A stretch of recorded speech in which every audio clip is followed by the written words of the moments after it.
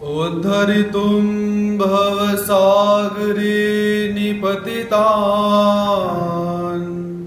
जीवा सदा दुःखितान् दद्रेयो प्रतिमां परवशश्चैतन्यमूर्ति परां कैवल्याध्वनिनागदेव प्रवर पान्थकृतो येन स देवश्चक्रधर शरण्य शरणो नान्तं निशं पातु मां।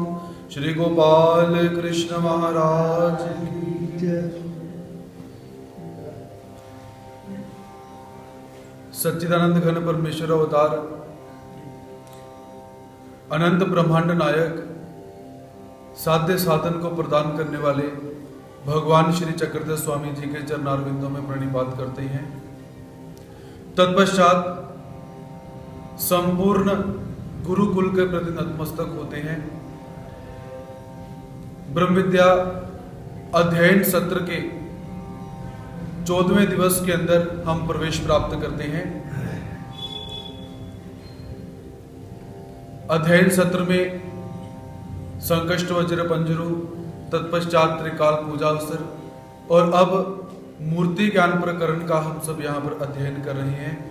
तो कल के सत्र में से कुछ प्रश्न हमें प्राप्त हुए हैं, उन प्रश्नों का यहाँ पर मैं उत्तर देना चाहूंगा।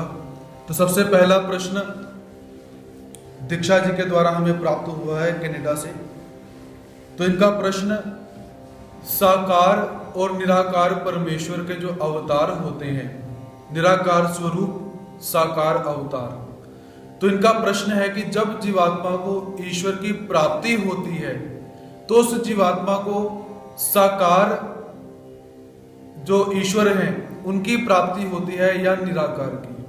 तो यहां पर दीक्षा जी आपको ये बताना चाहूंगा, हमारा जो ध्येय है, हमारा जो साध्य है वो निराकार स्वरूप है, ना कि मायापुरधारी ईश्वर अवतार। ईश्वर के जो अवतार अवतरित होते हैं, ये अवतार केवल जीवात्मा को निराकार स्वरूप तक ले जाने के लिए अवतरित हुए हैं। इन अवतारों के माध्यम से जीवात्मा निराकार ईश्वर स्वरूप को प्राप्त करता है और अंतिम समय के अंदर जब जीव को पावन किया जाता है तो जीवात्मा का पावन कहां पर होता है? निराकार ईश्वर के स्वरूप के अंदर। जो ज्ञानी होगा उसे ब्रह्म स्वरूप के अंदर पावन किया जाता है और जो भक्त होता है उसे ईश्वर स्वरूप के अंदर पावन किया जाता है। तो इसमें भी हमें भेद प्राप्त होते हैं। ज्ञानी जो होगा, जो ब्रह्म स्वरूप में पावन किया गया है, उसे एक दंड रसना रहती है, अर्थात उसे जो आनंद प्राप्त हो रहा है वो आनंद कैसा है? उसकी रसना, मिठास एक जैसी है, उसमें कोई भी कम ज्यादा अलग अलग प्रकार की मिठास नहीं मिलती उसे। इसके अतिरिक्त जो प्रेमी भक्त होता है, जिसे ईश्वर स्वरूप की प्राप्ति हुई है, तो उसे नवम नवम तम मधुरम तथापि, अर्थात भक्तराज को जो ईश्वर का आनंद प्राप्त होता है उसमें नया नया आनंद, नई नई मिठास उसे प्राप्त होती रहती है। मात्र दोनों को जो प्राप्ति है वो स्वरूप के अंदर होती है, ना कि ईश्वर के साकार अवतारों में। उसके पश्चात प्रतिभा अरोड़ा जी कनाडा, इनके द्वारा भी प्रश्न प्राप्त हुआ है। तो ये ब्रह्मंडस्थाई, मिश्रित माया और मायापुर, इसका अर्थ पुनः श्रवण करना चाहती हैं। तो ब्रह्मंडस्थाई, इनका शाब्दिक अर्थ हम क्या कर सकते हैं? ब्रह्मंडस्था, ब्रह्मांड प्लस स्था, ब्रह्मांड अर्थात ब्रह्मांड, स्था मतलब रहने वाली। जो देवताएं ब्रह्मांड में रहती हैं उन्हें ब्रह्मांडस्था कहा जाता है, सीधा स्पष्ट अर्थ। और ब्रह्मांड में कौन सी देवताएं रहती हैं? जो व्यक्त हुई पड़ी हैं, ऐसा हम बोल सकते हैं। अव्यक्त का स्वरूप भी है, लेकिन जो अव्यक्त देवताएं व्यक्त होकर ब्रह्मांड के व्यापार के लिए ब्रह्मांड में आती हैं, प्रापंचिक मूर्तियों को धारण करती हैं, उन व्यक्त देवताओं को ब्रह्मांडस्था कहा जाता है। उसके पश्चात मिश्रित माया कहने का मेरा तात्पर्य क्या था? एक होती है शुद्ध माया, जो माया परमात्मा के लिए मायापुर का निर्माण करती है वो माया शुद्ध माया कहलाई जाती है। इसके अतिरिक्त जो माया ब्रह्मांड का व्यापार करती है, ब्रह्मांडस्थाओं के रूप में विभाजित होती है, पिंडस्थाओं के रूप में विभाजित होती है, विग्रहों के रूप में विभाजित होती है, वो देवताएं अशुद्ध माया या मिश्रित माया हम उनको बोल सकते हैं। तो ऐसे जो माया का स्वरूप परमात्मा के लिए काम करता है वो शुद्ध माया। इसके अतिरिक्त जो माया का स्वरूप बाकी का काम करती है ब्रह्मांडस्थाओं का या ब्रह्मांड का, वो मिश्रित माया हम उसे कह सकते हैं या अशुद्ध माया उसे कहा जा सकता है। इसके पश्चात मायापुर क्या होता है? माया अर्थात माया का पूर्णत्व, ईश्वर का जो देह बना हुआ है वो माया के द्वारा बना हुआ है, उसमें शुद्ध माया बैठी हुई है और माया अपने पूरे सामर्थ्य के साथ, पूर्णत्व के साथ माया वहां पर बैठी है। इसीलिए परमात्मा के देह को मायापुर कहा जाता है। जैसे पुर शब्द नगरवाचक भी होता है, तो नगर में बहुत सारे लोग रहते हैं, वैसे ही पुर शब्द मायावाचक, अर्थात जैसे नगर में सारे लोग रहते हैं वैसे ही मायापुर में माया की सारी शक्तियां रहती हैं। माया के जो 36 विभाग हम कहते हैं वो सारे के सारे विभाग मायापुर में जो परमात्मा होते हैं उसमें रहते हैं। तो ऐसे माया का पुर होने के कारण, माया का पूर्णत्व होने के कारण परमात्मा के शरीर को मायापुर कहा जाता है। तो ऐसे कल के हमें प्रश्न प्राप्त हुए थे। तो कल के सत्र के अंदर भगवान श्री कृष्ण महाराज जी का जो प्रथम अवतार है, प्रथम अवतार अर्थात पंच कृष्णों में जो प्रथम अवतार है, वैसे तो प्रथम अवतार के रूप में श्री दत्तात्रेय महाराज जी को हम ग्रहण करते हैं। तो भगवान श्री कृष्ण महाराज जी की जो ज्ञान शक्ति है और विज्ञान शक्ति है, इसके विषय में हम चर्चा कर रहे थे। तो विज्ञान शक्ति का अर्थ क्या हुआ? विज्ञान अर्थात पहले ज्ञान क्या होता है? जो शुद्ध वस्तु होती है उसे ज्ञान कहा जाता है, या जो जैसा है उसे वैसा ही जानना, उसे ज्ञान कहा जाता है। विज्ञान अर्थात यहां पर विरोधेन ज्ञान अर्थात ज्ञान, जो सही ज्ञान नहीं है उसे विज्ञान कहा जाता है। अर्थात हम कहते हैं ना, इस व्यक्ति ने विज्ञानी करी, मराठी में कहा जाता है विज्ञानी की मतलब इसने झूठ बोला, इसने कपट किया। तो ऐसे जो शुद्ध ज्ञान के विपरीत ज्ञान होता है, जो सही ज्ञान नहीं है, विपरीत अर्थात उल्टा, उसे विज्ञान कहा जाता है। तो परमात्मा का चमत्कार दिखाना वो भी विज्ञान रहता है। अब मेहकर के अंदर दोनों बाइयां भगवान जी के साथ रहती हैं, कामाईसा और नागाईसा नामक। तो वहां पर चोर आ जाते हैं। चोर आए, उन्होंने जोर जोर से शोर करना शुरू किया, जी भगवान जी बाहर आते हैं। तो भगवान श्री चक्रधर स्वामी जी उन चोरों को अपनी जो श्री मूर्ति है वो बहुत बड़ी करके दिखा देते हैं। तो भगवान जी ने अपनी श्री मूर्ति बहुत बड़ी कर ली जी। तो ये किस शक्ति का कार्य है? विज्ञान शक्ति का कार्य। दूसरा, हमने कल एक चरित्र पढ़ा भगवान जी का कि 16,100 रानियां, 8 रानियां अलग छोड़ दीजिए। तो इन सभी रानियों के पास साक्षात भगवान श्री कृष्ण महाराज जी हैं, 24 घंटे हैं। उसका मतलब कि वो जो परमात्मा का जो स्वरूप जो उन्हें दिखाई दे रहा है वो विज्ञान शक्ति के माध्यम से है, वो असली परमात्मा उनके पास नहीं है। एक आप साक्षात रूप में विज्ञान शक्ति के माध्यम से ही वहां पर सारा जो क्रियाकलाप है वो चल रहा है। तो ऐसे बहुत सारे काम ऐसे होते हैं, बहुत सारे कार्य ऐसे होते हैं जो परमात्मा विज्ञान शक्ति के माध्यम से करते हैं। जैसे गोवर्धन पर्वत को परमात्मा उठा रहे हैं, तो परमात्मा उस समय 11-11.5 साल के हैं, तो ये भी हम विज्ञान शक्ति के कार्य बोल सकते हैं। या किसी भक्त को परमात्मा के दर्शन हो रहे हैं, ये भी कैसे है? विज्ञान शक्ति के कार्य। हंसू बाईसा जी जो विषय प्रेमी है, परमात्मा उनके पास जब नहीं है तो भी उन्हें ज्ञान शक्ति के माध्यम से परमात्मा का स्वरूप या परमात्मा दिखाई दे रही है। तो ऐसे विज्ञान शक्ति के बहुत सारे कार्य परमात्मा करते रहते हैं। तो और कल का जो नारद का हमने चरित्र पढ़ा, तो ऐसा माना जाता है कि ये जो चरित्र है, यह चरित्र संवत्सर नामक स्थान, जहां पर आज महानुभाव पंथ का बहुत बड़ा आश्रम भी है, तो संवत्सर का ये जो चरित्र है ऐसा माना जाता है।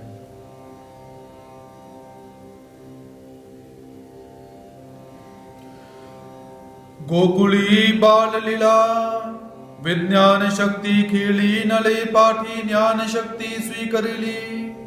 तो भगवान श्री कृष्ण महाराज जी ने गोकुल के अंदर बाल लीला विज्ञान शक्ति खेली नले, अर्थात बचपन के अंदर भगवान श्री कृष्ण महाराज जी ने जितनी भी क्रीड़ाएं करी वो कैसी हैं?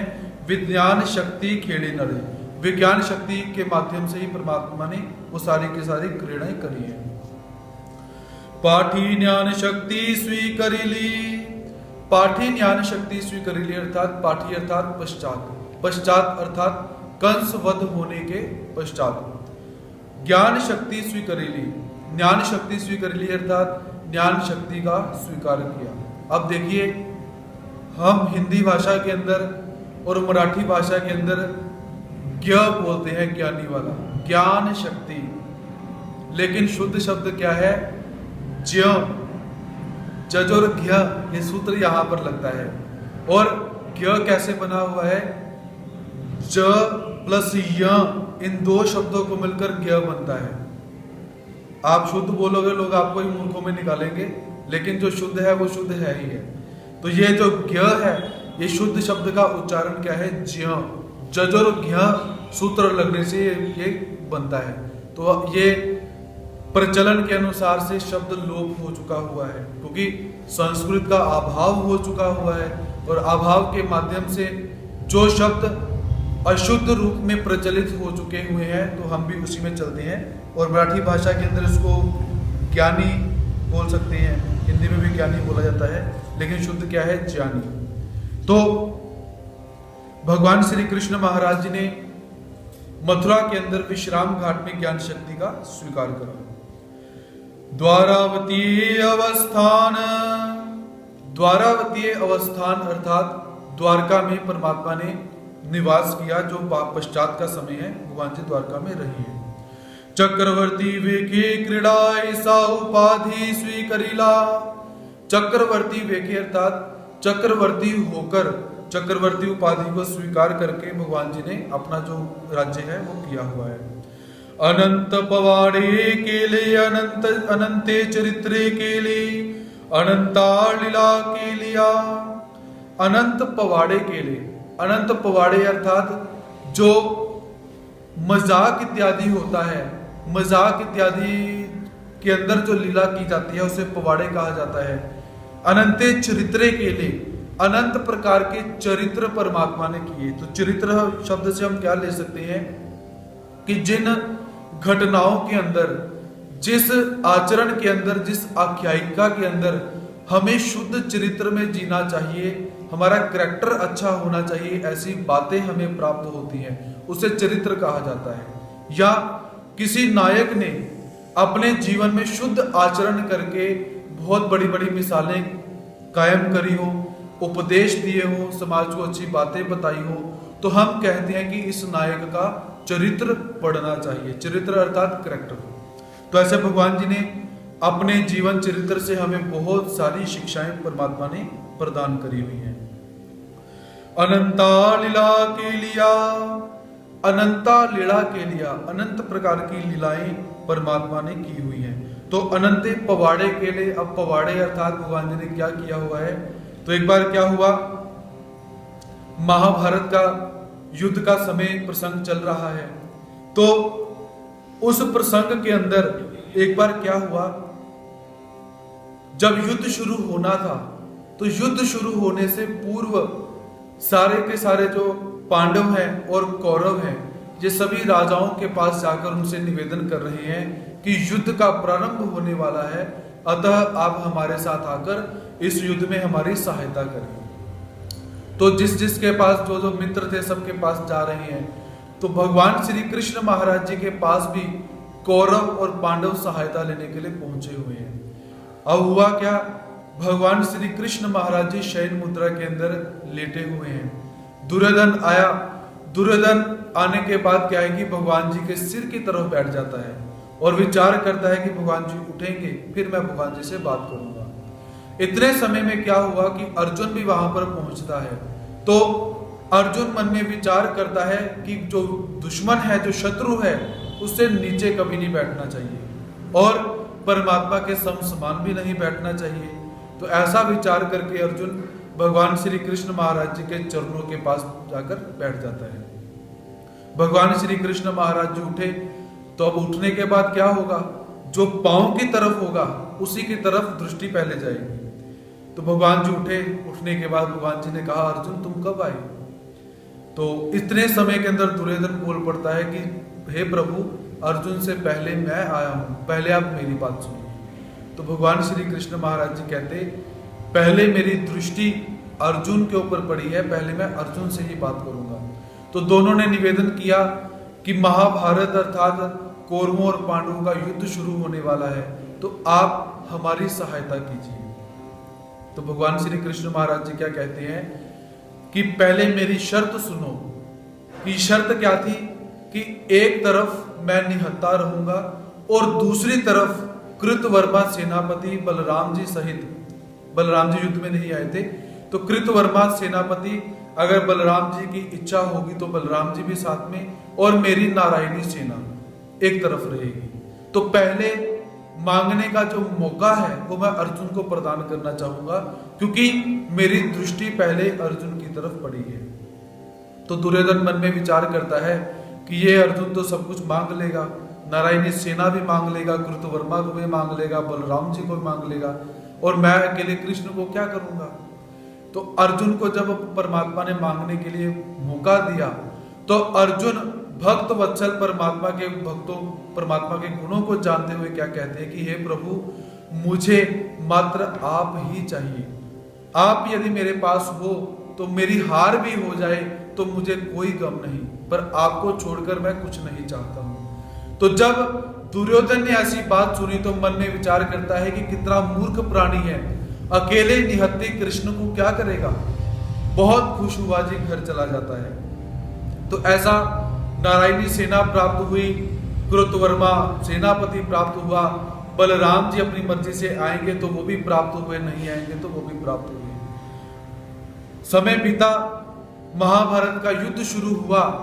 अब युद्ध शुरू होने के पश्चात क्या हुआ, एक रात का समय आया, भगवान श्री कृष्ण महाराज जी अपने छत्र के अंदर बैठे हुए हैं। तो भगवान जी ने कृतवर्मा को बुलवाया। कृतवर्मा आए, प्रभु को नमस्कार किया। तो ये सारा का सारा क्रियाकलाप दुर्योधन देख रहा है। तो कृतवर्मा ने परमात्मा को नमस्कार किया। तो भगवान जी कहते कृतवर्मा, तुम्हारे गांव के अंदर, तुम्हारे शहर के अंदर रुई का भाव क्या चल रहा है। तो कृतवर्मा अचंभित हुआ कि हे प्रभु, यहाँ पर इतना नरसंहार हो रहा है, मरने मारने के लिए लोग उद्यत हो रहे हैं, और न जाने कितने सेनापति, कितने महारथी, कितने बड़े बड़े रथी मर चुके हुए हैं, और आपको रुई की सूझ रही है, और आप चक्रवर्ती राजा, आपने रुई का क्या करना है। तो भगवान कहते हैं अगर रेट पता है तो बताओ, नहीं तो जाओ। कहता परमात्मा मुझे नहीं पता।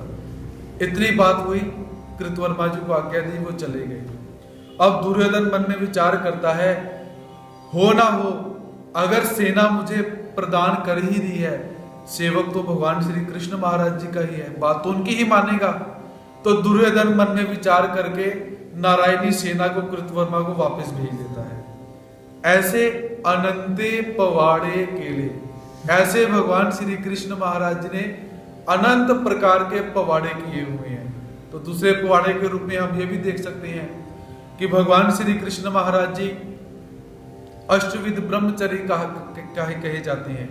अब देखिए 16,108 रानियां, वो हमारा मैथमेटिक्स का गणित रह गया हुआ है, प्लस माइनस हमने किया ही नहीं। तो 16,108 रानियां, एक रानी से 11-11 पुत्र, और फिर कहने के बाद ब्रह्मचारी, अनंते पवाड़े के लिए इतनी शादियां, इतनी रानियां, इतने बच्चे, और फिर भी भगवान जी कहते हैं कि अष्टविध ब्रह्मचारी, हमारे नाम की सौगंध खाओ आप, अनंते पवाड़े के लिए। ऐसे बहुत सारे चरित्र हमें प्राप्त हो सकते हैं कि जो पवाड़े के अंदर हम देख सकते हैं। फिर वो पवाड़े के रूप में भीष्म पितामह का वध करवाया हो, या द्रोणाचार्य जी हैं उनका वध करवाया हो, या कर्ण का वध उसके अंदर हो, या जयद्रथ का वध हो। ऐसे बहुत सारे चरित्र हम पवाड़े शब्द के अंदर ले सकते हैं। तो उसके पश्चात अनंत चरित्रे के लिए भगवान श्री कृष्ण महाराज ने अनंत प्रकार के चरित्र किए हुए हैं अपने भक्तों के उद्धार के लिए और भक्तों की सहायता के लिए। परमात्मा ने बहुत सारे चरित्र किए हुए हैं क्योंकि अपने भक्त से परमात्मा का प्रेम रहता है। तो एक बार क्या हुआ, भगवान श्री कृष्ण महाराज जी और अर्जुन जी अपने निवास स्थान पर बैठे हुए हैं। तो भगवान श्री कृष्ण महाराज जी अर्जुन से निवेदन करते हैं कि अर्जुन जाकर पुष्प लेकर आओ, जाकर फूल लेकर आओ। तो भगवान जी क्या कहते हैं कि एक दिवस भगवान कृष्ण अर्जुन से फूल मंगाए, पहुंचे अर्जुन कदली वन में जहां अंजनी जाए। तो अर्जुन जी को निवेदन करा कि जाओ फूल लेकर आओ, और अर्जुन सहसा उसी वन के अंदर पहुंच जाते हैं जहां पर अंजनी जाए, अर्थात हनुमान मारुति जी वहां पर बैठे हुए हैं। तो अर्जुन वहां पर पहुंचे। तो पहुंचने के बाद क्या हुआ कि भगवान श्री कृष्ण महाराज जी ने पुष्प मंगवाए हुए हैं पूजन के लिए। तो अर्जुन जी ने देखा नहीं कि यहाँ पर कोई बैठा है कि नहीं बैठा है। तो पवन पुत्र थे जहां पेड़ केले के लंबे चौड़े, फूल धनंजय ने जब तोड़े हनुमान जी तोड़े।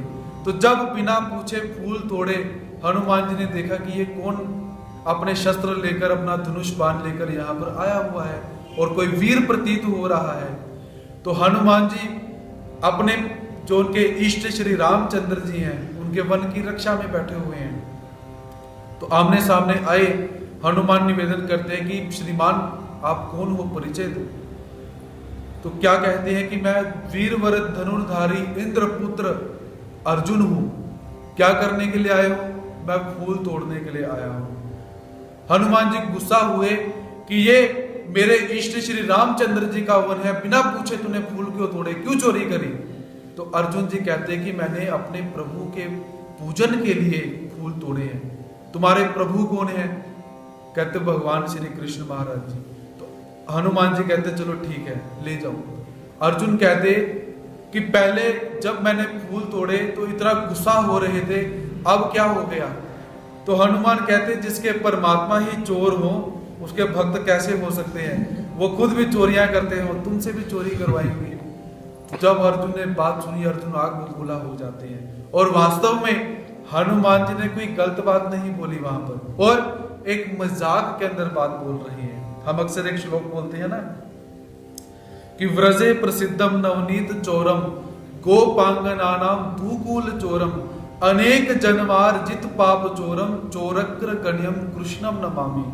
कि चोरों के जो सरदार हैं, चोरों में जिनका नाम आगे लिया जाता है, ऐसे भगवान श्री कृष्ण महाराज जी को हम नमस्कार करते हैं। क्योंकि नवनीत चोरम, सबसे पहले ठाकुर जी क्या चुराते हैं? नवनीत अर्थात माखन। गोपांगनाना दुकूल चोरम, गोपांगना अर्थात गोप, अंगना अर्थात स्त्री, दुकूल अर्थात वस्त्र। कि गोपियों के जो वस्त्रों को चुराते हैं, ऐसे भगवान श्री कृष्ण महाराज जी। और अनेक जन्मार्जित पाप चोरम, इसी के साथ जीवात्मा ने अनेक जन्मों के अंदर जो पाप जोड़े हुए हैं, उन पापों को जो चोरी कर लेते हैं। कल हमने कृष्ण शब्द का एक अर्थ क्या किया था कि जो जीवात्मा की पापों को आकर्षण करता है, कर्षति सर्व पापेभ्यो इति कृष्ण, कि जीवात्मा के पापों को खींच लेता है। वही अर्थ यहां पर बोला जा रहा है कि अनेक जन्मार्जित पाप चोरम, अनेक जन्मों के जो पाप हैं उन पापों का जो हरण करते हैं, चोरी कर लेते हैं, ऐसे चोरों के सरदार भगवान श्री कृष्ण महाराज जी को हम नमस्कार करते हैं। तो हनुमान जी ने सहसा मजाक के अंदर वो बात करी, लेकिन अर्जुन जी क्रोधित हो जाते हैं और गुस्से में आकर क्या कहते हैं कि मेरे परमात्मा ने तो अगर चोरी की हुई होगी तो तुम्हारे जो इष्ट हैं उन्होंने कौन सा बड़े बड़े तीर मार लिए, इतने बड़े धनुर्धर इतनी अपनी धनुर्विद्या पर उनको अभिमान रहता है, और एक समुद्र के ऊपर पुल भी नहीं बना पाए। और पुल कौन सा बनाते हैं? पत्थरों का। तो तुम कौन सा किसी बड़े परमात्मा के इष्ट सेवक हो? ऐसे वहां पर अर्जुन को गुस्सा आया, और हनुमान जी जो है वो सहस्वभाव के अंदर बात कर रहे हैं। तो गुस्से के अंदर क्या हुआ, हनुमान जी फिर प्रेम से निवेदन करते हैं कि उस सेना के अंदर महाबलशाली बहुत बड़े बड़े वानर थे, अगर तीरों से पुल बनाया जाता तो वो टूट जाना था। अर्जुन कहते फिर धनुर्धर किस बात के लिए कहते हो कि त्रेता युग के अंदर अगर सबसे बड़े धनुर्धर थे वो श्री रामचंद्र जी थे, मैं धनुष अपने बाण से पुल बनाता हूं, तोड़कर बताओ। शर्त लगती है। अर्जुन अब क्रोध के अंदर आकर, अपने धनुर्विद्या के अभिमान के अंदर आकर शर्त क्या लगाते हैं कि अगर तुमने इस पुल को तोड़ दिया तो मैं अग्नि प्रवेश कर जाऊंगा, और अगर नहीं तोड़ा तो तुम्हें जो करना है करो। और हनुमान फिर प्रेम भाव के अंदर कहते हैं कि वो तो बहुत बड़ी सेना थी, और तुम इस पुल को बनाओगे, उसमें वो जो पुल है वो मेरा ही भार सहन नहीं कर पाएगा। लेकिन अर्जुन अपनी धनुर्विद्या के अभिमान के अंदर आकर उस शर्त को कबूल करते हैं, बाणों से तीरों से पुल बनाने के लिए उद्यत होते हैं। तो अर्जुन जी क्या करते हैं कि बाण की वर्षा की अर्जुन ने, सागर बना समूचा, आनन फानन कई योजन का, बांध दिया पुल ऊंचा। तीर उठाया, कमान में तीर लगाए, धनुष में तीर लगाकर इतना बड़ा पुल बना दिया, इतना ऊंचा पुल बना दिया। और क्या कहते हैं कि मैं अभी तैयार हूं। हनुमान जी कहते हैं अगर तुम भी तैयार हो तो हम भी तैयार हैं। तो हनुमान जी ने क्या करा, 1000 योजन वजन बढ़ाया, गदा धर लियो कांधे, एक एक योजन के पत्थर रोम रोम में बांधे। अब हनुमान जी ने क्या करा, अपनी बगल के अंदर एक एक योजन के पत्थर उठाए। अब एक योजन किसे कहते हैं? 12 किलोमीटर। 12 किलोमीटर के पत्थर, 24 किलोमीटर के पत्थर उठाए, और पत्थर उठाने के बाद जैसे ही उस पुल के ऊपर छलांग लगाई, वो पुल पूरा का पूरा टूट गया। अर्जुन ने देखा ये तो काम खराब हो गया, पुल टूटा। तो हनुमान जी बाहर आए, तो अर्जुन क्या कहता है कि अब मैं अग्नि प्रवेश करता हूं। हनुमान कहते रहने दो, कोई अग्नि प्रवेश करने की जरूरत नहीं है, मनुष्य का देह जन्म बहुत दुर्लभ होता है, और आपसी हम दोनों की बात है, मैं किसी को बताऊंगा नहीं कि हमारे बीच में क्या हुआ। अर्जुन कहता बिल्कुल नहीं, क्या मैं हारा हुआ अर्जुन हूं, ऐसी हार के साथ अपनी जिंदगी बिताऊंगा? नहीं। अर्जुन हनुमान कहते कि बस करो, कोई अग्नि प्रवेश करने की आवश्यकता नहीं है, हमारी तुम्हारी बात है, यहां पर बात समाप्त करो। लेकिन अर्जुन अपनी उस अभिमान के अंदर अपने गौरव के अंदर अग्नि प्रवेश करने के लिए उद्यत होते हैं। लेकिन उससे पूर्व अर्जुन क्या कहते हैं, भगवान जी को याद करते हैं कि लाज राखो गिरधारी, अब की पैठ हमारी। हे गिरधारी, तुमने गोवर्धन पर्वत को उठाकर ग्वाल बालों की लाज रखी थी, अब मेरी बारी आई, मेरी लाज रखो। जैसी लाज राखी द्रौपदी की दुशासन परिहारी, खेचत खेचत दो भुज थाके, हो न दिनी उगाड़ी, बढ़ायो चीर मुरारी, अब की पैठ हमारी। कि हे मुरारी, जब द्रौपदी के ऊपर बात बन आई तो आपने द्रौपदी की लाज वहां पर बचाई हुई है। खेचत खेचत दो भुज थाके, दुशासन द्रौपदी की साड़ी खींचते खींचते उसके दोनों के दोनों भुजाएं थक चुकी हुई है, हो न दीनी उघाड़ी। लेकिन आपने द्रौपदी को निर्वस्त्र अर्थात पर्दे से बाहर नहीं आने दिया। बढ़ायो चीर मुरारी, अब की पैठ हमारी, अब मेरी बारी आई, मेरी रक्षा करो। अब अर्जुन जैसे परमात्मा से निवेदन कर रहे हैं, लेकिन परमात्मा अभी तक नहीं आई, और अर्जुन ने धनुष रखा, बाण रखा, चिता बनाई, चिता को जलाई, जैसे ही जाने लगा। अब हनुमान जी मन में विचार करते हैं ये तो बहुत अनिष्ट होने वाला है। फिर हनुमान भगवान श्री कृष्ण महाराज जी को क्या कहते हैं कि लाज रखो गिरधारी, अब की पैठ हमारी। जैसी लाज रखी द्रौपदी की दुशासन पचिहारी, खेचत खेचत दो भुजे ताके हो ना दीदी उगाड़ी, बढ़ायो चीर मुरारी अब की पैठ हमारी। उसी पद को लेकर हनुमान भगवान श्री कृष्ण महाराज जी से निवेदन करते हैं कि हे प्रभु, अपने भक्त की लाज रखो, इसे बचाओ, ये सचमुच में मर जाएगा। तो उतने समय में क्या हुआ कि भगवान श्री कृष्ण महाराज जी एक वृद्ध का वेश धारण करके वहां पर पहुंचते हैं और अर्जुन से जाकर क्या निवेदन करते हैं कि अर्जुन, क्या तुम भोजन बनाने के लिए तैयारी कर रहे हो? क्योंकि आग जलाई हुई थी, और अगर भोजन बना रहे हो थोड़ा सा मेरे लिए भी बना लेना, मैं भी भूखा हूं। तो अर्जुन कहता कि वृद्धवर, मैं अग्नि प्रवेश करने के लिए उद्यत हुआ हूं, कोई भोजन नहीं बन रहा यहाँ पे। तो भगवान कहते क्यों? तो अर्जुन कहता है ऐसी ऐसी बात हुई हमारी अंदर, और वचन देने के बाद उस वचन को पूरा करना चाहिए। जैसे रघुकुल रीत सदा चली आई, प्राण जाए पर वचन न जाए। तो वो वीर ही क्या जो अपने वचन से पलट जाए, वो धर्म ही क्या कहता है। तो भगवान जी क्या कहते हैं, बिल्कुल सही बात बोलते हो, वो वीर ही क्या जो अपने वचन से पलट जाए। तो हनुमान जी कहते हैं ये तो बचाने के लिए बुलाया था, ये मरवाने के लिए बातें करी जा रही है, ये तो उकसाई जा रही है। जो वीर होता है वो वचन के ऊपर सिद्ध रहता है, मरता है। तो ऐसी बात जब वहां पर हुई तो वहां पर भगवान श्री कृष्ण महाराज जी क्या कहते हैं कि जब तुम दोनों की शर्त लगी थी उसमें तीसरा निर्णय करने वाला कौन था? तो हनुमान जी कहते कोई भी नहीं। अर्जुन कहता कोई नहीं। तो भगवान कहते कि जो तुम्हारा पहले जो भी हुआ वो सारा का सारा मिथ्या है, निर्णय भी खुद करोगे क्या? तीसरा व्यक्ति निर्णय करने के लिए होना चाहिए। अब दोबारा तुम अपनी शर्त को करो, मैं निर्णायक होकर यहां पर देखता हूं। तो दोबारा अर्जुन ने तीर मारे, पुल बनाए, और हनुमान जी ने वैसे ही अपने पत्थर उठाकर छलांग लगाई। लेकिन इस बार क्या हुआ कि जैसे ही छलांग लगाई कैसे उछल कर पड़े, जैसे गेंद उछल कर पड़ती है। अब जो तीरों का पुल था वो टूटा नहीं, क्योंकि भगवान श्री कृष्ण महाराज जी ने अपना सुदर्शन चक्र उस पुल के नीचे रखा हुआ है। तो अब हनुमान जी चिंता में पड़े। पहले तो अर्जुन चिंता में था, अब हनुमान चिंता में पड़ गए। तो ऐसे परमात्मा की वो लीला यहाँ पर हुई। अर्जुन बहुत खुश हुए। अर्जुन कहते हैं कि ये हो गया, वो हो गया, अब मैं तुम्हें शिक्षा प्रदान करूंगा। भगवान कहते अभी नहीं, क्योंकि परमात्मा आने वाले समय की तैयारी यहां पर कर रहे हैं।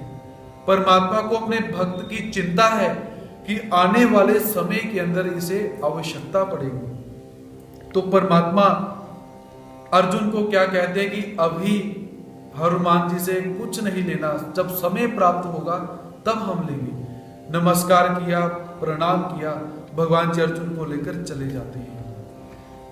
अब महाभारत युद्ध का समय आया, तो समय आने पर सहायता जब मांग रहे हैं तो भगवान जी कहते हैं कि अर्जुन चलो, अब हनुमान जी के पास जाने का समय आया। भगवान श्री कृष्ण महाराज जी और अर्जुन पुनः हनुमान जी के पास गए और जाकर निवेदन करते हैं कि भगवान जी कहते हैं कि हनुमान, जैसे त्रेता युग के अंदर तुमने श्री रामचंद्र जी की युद्ध में रक्षा करी थी, उनके श्री चरणों की रक्षा करी थी, वैसे ही अब इस युद्ध में तुमने हमारी रक्षा करनी है।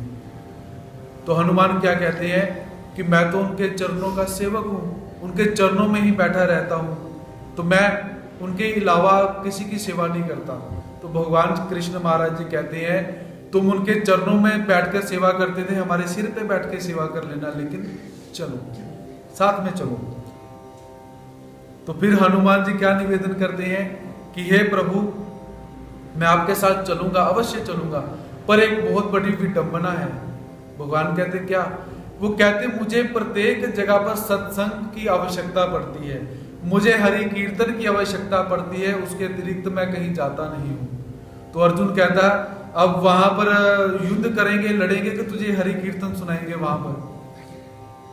तो भगवान जी क्या कहते हैं कि तुम चलो। और हनुमान क्या कहते हैं कि जब श्री रामचंद्र जी और रावण का जब युद्ध हो रहा था, तो रावण का रथ जब आया तो प्रभु श्री रामचंद्र जी जो हैं उन्होंने रथ का वर्णन करके वहां पर मुझे उपदेश करा। तो भगवान कहते तुम चलो, समय समय पर तुम्हें भी मैं उपदेश करता रहूंगा। तो हनुमान जी जो है, हनुमान को क्या दिया गया कि जो अर्जुन है, अर्जुन के रथ के जो ध्वज है उसकी तुमने रक्षा करनी है, क्योंकि ध्वज गिर जाए वो राजा उसी समय पराजित माना जाता है। तो इसीलिए हनुमान ने कहा कि जैसी प्रभु आपकी आज्ञा, मैं इसके ध्वज की रक्षा करूंगा। तब से अर्जुन के रथ का नाम क्या पड़ा? कपि ध्वज। कपि अर्थात वानर, ध्वज अर्थात झंडा, जिसके या अर्जुन का नाम भी कपि ध्वज हम बोल सकते हैं, जिसके रथ की रक्षा हनुमान कर रहे हैं, ऐसे अर्जुन। तो वहां पर जितना भी उपदेश हुआ वो श्रीमद् भगवत गीता का उपदेश हो, हम लोगों ने आज से पहले जो भी सुना हुआ है, हम अक्सर क्या सुनते हैं कि जब भगवान श्री कृष्ण महाराज जी ने गीता का उपदेश करा, उस गीता के उपदेश को कौन कौन श्रवण करता है? अर्जुन, विदुर, धृतराष्ट्र और संजय। विदुर नहीं कर रही है, संजय बता रही है। यहां पर जो ऋषि हैं, व्यास ऋषि, ऋषि व्यास बोल रहे हैं और गणेश जी लिख रहे हैं, ऐसा ही है ना। विदुर जी का भी इसमें कोई लेना देना नहीं है, संजय, विदुर जी का कोई लेना देना नहीं है। भगवान श्री कृष्ण महाराज जी बोल रहे हैं, अर्जुन सुन रहे हैं, हनुमान जी सुन रहे हैं, संजय सुन रहा है, धृतराष्ट्र सुन रहा है। ऋषि वेद व्यास त्रिकाल ज्ञानी होने के नाते सब कुछ जानते हैं, और जो गणेश जी हैं वक्रदंत, वो लिख रहे हैं, ऐसा प्रकरण। तो हनुमान ने जैसा निवेदन करा था वैसे ही परमात्मा बीच बीच में उपदेश भी दे रही है। वो उपदेश चाहे कर्ण को दिया जा रहा है, चाहे अर्जुन को दिया जा रहा है, चाहे युधिष्ठिर को दिया जा रहा है, चाहे भीष्म पितामह को दिया जा रहा है। तो ऐसे उस रण संग्राम के अंदर जो हनुमान है, वो हनुमान अर्जुन के रथ की रक्षा कर रही हैं। जब कर्ण ने अपने तरकश में से ऐसा बाण निकाला जो अर्जुन को मृत प्राय कर देने वाला है, अर्थात तक्षक नाग का, तो उस समय भी क्या होता है कि भगवान श्री कृष्ण महाराज जी, अब कर्ण ने बाण निकाला, वो तक्षक नाग जो है, वो तक्षक नाग अर्जुन से अपना बदला लेना चाहता है, क्योंकि अर्जुन ने खांडव वन में अग्नि प्रज्वलित करी थी, आग लगा दी थी, जिसके अंदर उस तक्षक नाग का सारा परिवार जल चुका हुआ था।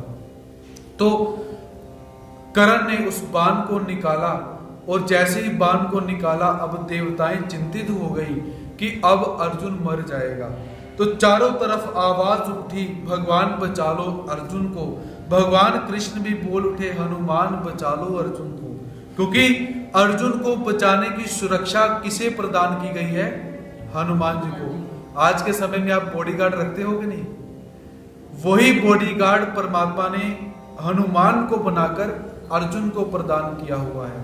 तो ऐसे जब जीवात्मा अपने जीवन के अंदर परमात्मा को सारथी बना लेता है, अब इस चरित्र से समझना क्या है, क्योंकि परमात्मा ने अनंत चरित्र के लिए, अनंत लीला के लिया, परमात्मा ने अनंत चरित्र किए, अनंत लीलाएं परमात्मा ने करी, लेकिन हमें सदुपदेश क्या है कि परमात्मा को जब जीवात्मा अपने इस संसार रूपी गाड़ी में सारथी बना लेता है, तो वो जीवात्मा कभी भटकता नहीं। और जो जीवात्मा बिना सारथी के, जिस जीवात्मा का रथ भागता रहता है और उसका एक्सीडेंट, दुर्घटनाएं होती ही होती हैं, क्योंकि यातायात के बहुत सारे नियम होते हैं कि बाईं तरफ चलो जी, ऊपर देखकर चलो, नीचे देखकर चलो। तो ऐसे नियम बहुत सारे होते हैं। जो नियमों का पालन नहीं करेगा, जिसके पास अच्छा ड्राइवर नहीं होगा, अच्छा सारथी नहीं होगा, उसकी दुर्घटना होनी जरूरी है। तो क्योंकि सड़क पर अगर पैदल भी चलना हो तो भी बहुत सारी बातों का ध्यान रखना पड़ता है। तो क्या हुआ कि एक ऐसा ही व्यक्ति सड़क पर चला करता था। तो सड़क पर चलता कैसे है? मुंह नीचे करके। और आज के समय की बहुत बड़ी विडंबना भी क्या है, हम भी सड़क पर कैसे चलते हैं? हाथ में मोबाइल पकड़ा होता है, चैटिंग चलती रहती है और चलते रहते हैं। आज की स्थिति भी ऐसी है। तो वो व्यक्ति भी क्या करता था, शायद उसके पास मोबाइल नहीं है, फिर भी वो व्यक्ति ऐसे नीचे मुंह करके चलता है। और सामने से जब टक्कर हो जाती है तो क्या कहता है, अरे गधे तुझे दिखाई नहीं देता? लोग कहते हैं खुद का मुंह नीचे, गधा हमें बोल रहा है। तो बहुत सारे लोगों के साथ टक्कर हुई। अब एक बार क्या हुआ, मुंह नीचे करके चल रहा है और सामने से टक्कर हो गई गधे के साथ। और मुंह पर करके क्या देखता है, क्या कहता है? कहता आप तो आप हैं, अब आपको क्या कहना। गधे के साथ टक्कर हुई, अब गधे को गधा बोलेगा? ऐसा भी नहीं, क्योंकि चलने के नियम। और जो अभिमानी होते हैं, जो अपने आप को सर्वसंपन्न समझते हैं, उनका भी गणित बहुत अलग रहता है। अब एक ऐसा ही व्यक्ति ऊपर टहलने के लिए गया हुआ है। तो टहलने के लिए गया हुआ है, मुंह के अंदर तंबाकू भरा हुआ है। अब तंबाकू की जैसे ही पीक नीचे फेंकी, एक नीचे से सज्जन जा रहे थे, उनके सिर के ऊपर पीक पड़ी।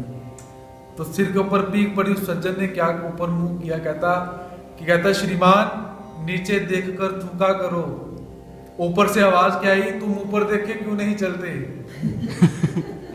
कहता मैं ऊपर देखकर अगर मुंह चलता तो वो पीक मेरे मुंह के अंदर ही जानी थी। ऐसे कुछ अभिमानी जो होते हैं, वो क्या कहते हैं कि हमें संसार में परमात्मा की आवश्यकता नहीं, परमात्मा नामक कोई तत्व है कि नहीं है, हम इसके विषय में भी दुविधा में हैं। ऐसे जो अभिमानी होते हैं, वो अभिमानी, उनकी गति होती है दुर्योधन की तरह, जो अभिमान के अंदर आकर परमात्मा के पवाड़े, चरित्र और लीलाओं को समझते नहीं हैं। जो समझ जाते हैं उनकी गति कैसी होती है, अर्जुन की तरह। इसलिए परमात्मा की शरणागति स्वीकार कीजिए। और परमात्मा की शरणागति कैसी है? एक ऐसी बस की न्यायी जिसमें विश्वास का टिकट लेकर आप श्रद्धा की सीट पर बैठकर आप अपनी मंजिल पर पहुंच सकते हो। इसलिए उस परमात्मा को याद रखिए कि वो परमात्मा जो चरित्र है, वो चरित्र कैसे करते हैं, क्या करते हैं, उनकी लीलाएं क्या रहती हैं। क्योंकि जब तक हम परमात्माओं की लीलाओं को समझ नहीं पाएंगे, परमात्मा ने लीला क्यों करी, परमात्मा ने ऐसा काम क्यों किया, परमात्मा ने ऐसा नहीं करने वाला काम क्यों किया। अब व्यवहार के अंदर एक शादी की जाती है, 2 शादियां की जाती हैं, 3 शादियां की जाती हैं, तो परमात्मा ने 16,108 शादियां कर ली। व्यवहार के विपरीत क्यों? और बहुत सारे भक्त इसे विपरीत अवस्था में भी लेके चले जाते हैं। और जो परमात्मा की किसी भी क्रिया को, कि परमात्मा के किसी भी कलाप को विपरीत बुद्धि के अंदर लेकर जाते हैं, वो बदनसीब लोग होते हैं जो मंजिल तक नहीं पहुंच पाते हैं। तो इसलिए परमात्मा की प्रत्येक क्रिया को समझने का प्रयास करो, क्योंकि परमात्मा की लीलाओं को हम क्या बोलते हैं? अगाध। अगाध अर्थात जो समझ में न आई, जिसको देवताएं भी, वेद उपनिषद भी क्या कहते हैं? नेति नेति, न इति न इति, की हे प्रभु आपने जो क्रिया करी, आपने जो लीला करी, न इति न इति, हम उस क्रिया को, लीला को समझ नहीं पा सकते हैं। अगर वो नारायण नहीं समझ पाए, महादेव नहीं समझ पाए, वो ब्रह्मदेव नहीं समझ पाए, जो वच्छा हरण वत्सों को उठाकर ले गए हुए हैं, महादेव नहीं समझ पाए, नारायण जिसकी लक्ष्मी साथ होने के लिए उद्यत हो पड़ी है, तो हम कहां से समझ पाएंगे? तो ऐसे अनंते पवाड़े के लिए, अनंते लीला के लिए, अनंता चरित्र के लिए, इसके अंदर हम संपूर्ण भागवत को ले सकते हैं। अगर मूर्ति ज्ञान प्रकरण का ये 2 लाइनें हम लें, 3 लाइनें, इसके अंदर संपूर्ण भागवत के चरित्र हम लगा सकते हैं, लेकिन हम अभी ध्यान अपना मूर्ति ज्ञान की तरफ ही रखेंगे। तो ऐसे अनंता जीवाते उद्धरिले, अनंता जीवाते उद्धरिले, अनंत जीवात्माओं का उद्धार किया। उद्धार शब्द का अर्थ क्या होता है? ऊर्ध्व करना, ऊपर लेकर जाना, देवताओं के फलों को प्रदान करना या अपने फलों को प्रदान करना। तो अनंत जीवात्माओं का उद्धार परमात्मा ने कैसे किया? तो यहां पर परमात्मा के द्वारा जितने भी राक्षसों को मारा गया हुआ है उन सबको परमात्मा के द्वारा सुखफल में भेजा जाएगा, क्योंकि परमात्मा की लीला के अंदर उतटने रूप लीला एक ऐसा शब्द हमारे ब्रह्म विद्या शास्त्र में आता है। तो उतटने किसे कहते हैं? कि जैसे किसी का मरने का समय अभी नहीं आया हुआ है लेकिन परमात्मा ने उसे मार दिया। उतटने अर्थात जबरदस्ती उसकी आत्मा को निकालना, उसे कहा जाता है उतटने रूप लीला। तो परमात्मा ने पूतना है, पूतना का मरने का समय नहीं आया लेकिन परमात्मा ने लीला करके पूतना को मार दिया। तो पूतना को वहां पर उतटने के जो फल होते हैं वो मिलेंगे। उसके पश्चात परमात्मा ने दुग्ध पान करा, अपने मायापुर का पूतना को संबंध दिया, स्पर्श किया। वो संबंध के जो फल होते हैं वैकुंठ के अंदर या जो भी फल बोले जाते हैं वो परमात्मा प्रदान करेंगे। तो ऐसे अनंत जीवात्माओं का उद्धार किया। जितने भी परमात्मा के हाथ से राक्षस मरे हैं, कंस इत्यादि लेकर जो जितने भी राक्षस आप बोल सकते हो, उन सभी को उद्धरण के जो फल है, उतटने के जो फल है वो प्रदान होंगे। अगर परमात्मा ने स्पर्श किया है तो स्पर्श के जो संबंध दान के फल हैं वो भी उनको मिलेंगे। और उसके पश्चात ये भी कहा जाता है कि जितने लोग कुरुक्षेत्र के अंदर परमात्मा के हाथ से या परमात्मा के कारण मरे हैं उन्हें भी सुखफल प्राप्त होगा।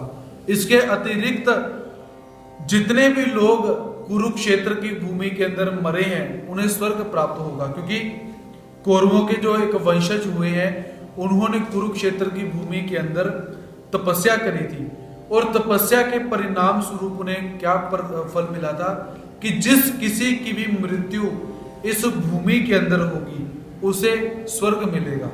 इसीलिए कुरुक्षेत्र को धर्म क्षेत्र भी कहा जाता है। कुरुक्षेत्रे धर्म क्षेत्रे समवेता युयुत्सव, ऐसे हमें उल्लेख प्राप्त होते हैं।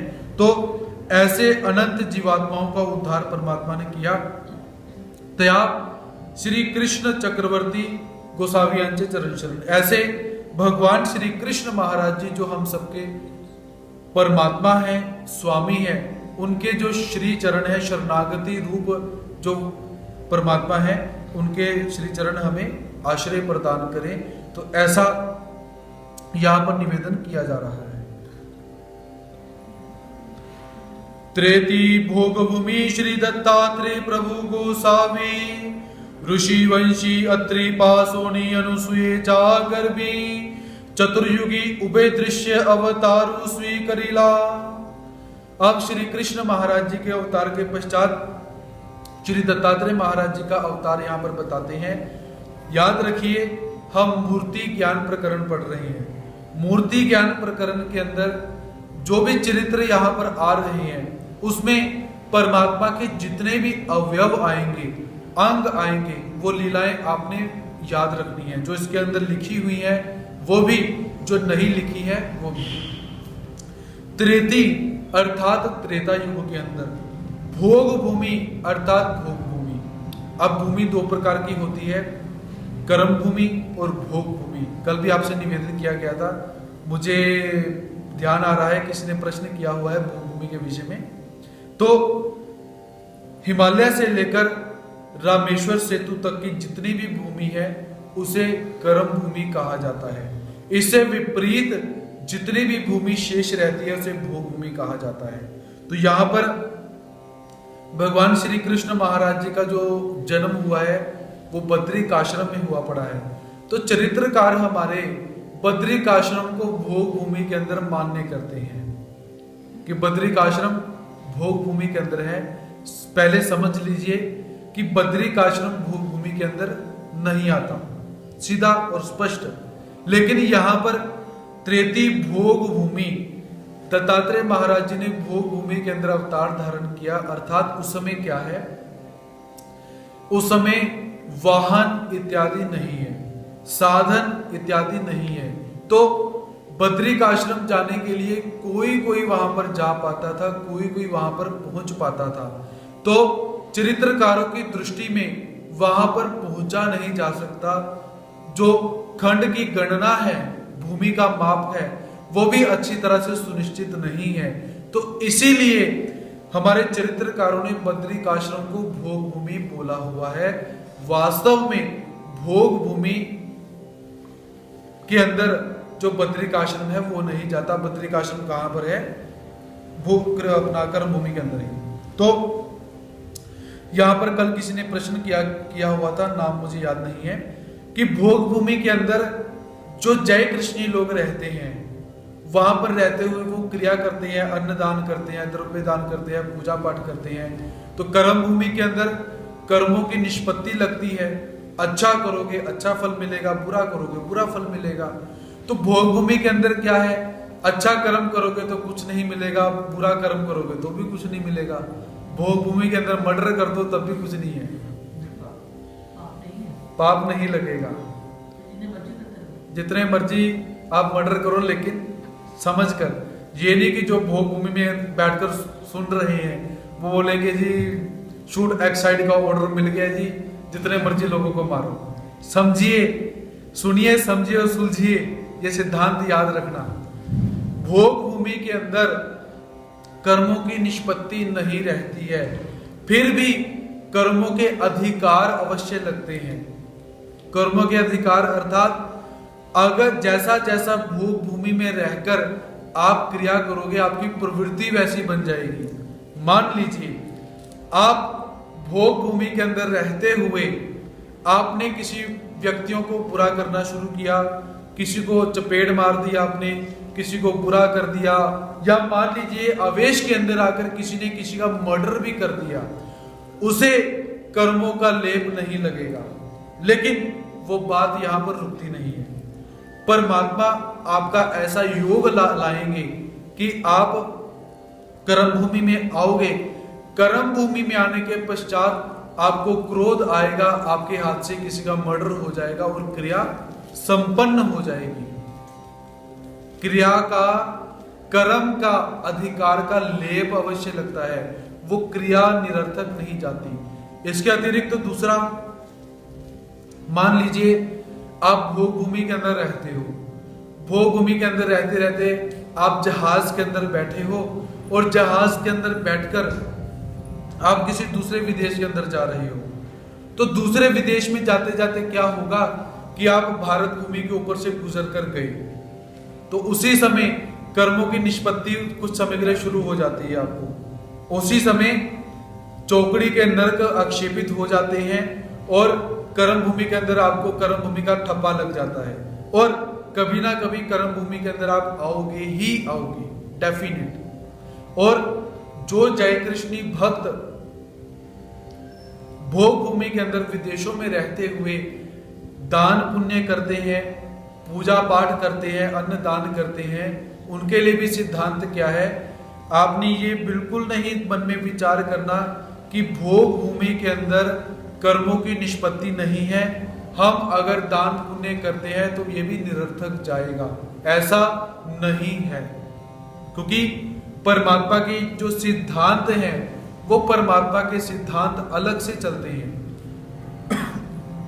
युग धर्म आपने पढ़ा होगा, युग धर्म के अंदर परमात्मा क्या कहते हैं?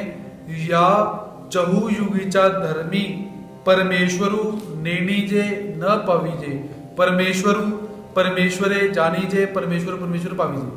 अर्थात भगवान जी क्या कहते हैं कि चारों युगों के सिद्धांतों से परमेश्वर को ना जाना जा सकता है ना पाया जा सकता है। चारों धर्मों के सिद्धांतों के विपरीत आचरण करने से ही परमात्मा को जाना जा सकता है, पाया जा सकता है।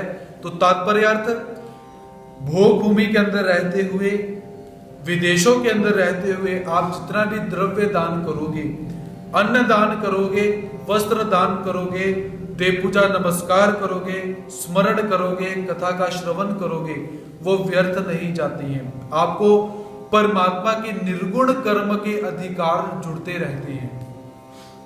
परमात्मा के निर्गुण निष्काम विकर्म के अधिकार आपको जुड़ते रहते हैं, और एक दिन का समय ऐसा भी आएगा कि आपका भोग भूमि से छुटकारा होकर आप कर्म भूमि के अंदर आओगे, और जैसे बाकी भक्त रहते हैं आप भी रहोगे।